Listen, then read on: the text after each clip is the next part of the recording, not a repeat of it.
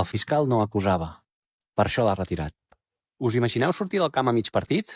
Això és el que ha fet l'Elisa Moulià contra la Rejón. Ha retirat l'acusació aquesta setmana. Ja no acusa la Rejón de cap agressió sexual.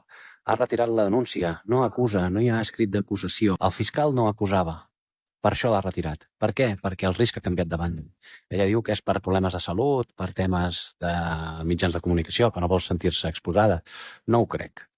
Com que el fiscal no acusa, el risc el té ella, en forma de costes judicials i en forma d'una querella que li ha posat el senyor Rejón en contra per denúncia falsa. Sense una acusació del fiscal, està en risc.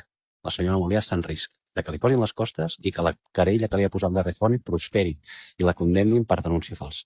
Com que les denúncies falses no existeixen o són molt petites, les estadístiques així ho corroboren, però sabeu per què realment? Doncs perquè el fiscal pràcticament sempre acusa de manera sistemàtica.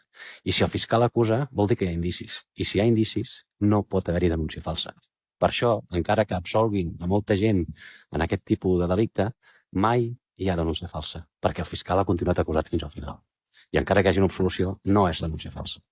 Això no ho expliquen els mitjans de comunicació, però el partit continua. Encara que hagi abandonat el partit la senyora Moulià, això continua. Per què? Perquè hi ha una associació, no sé ben bé com es diu, algo així com Mans Liles, no, és conya, no sé com es diu, però és una associació que mantindrà, sembla que manté l'acusació i per tant en principi hi haurà judici. Per tant la senyora Moulià es veurà exposada als mitjans igual i li afectarà la salut igual. Per això no em crec el que diu. Jo crec que realment ha renunciat pel tema de les costes i la possible denúncia falsa.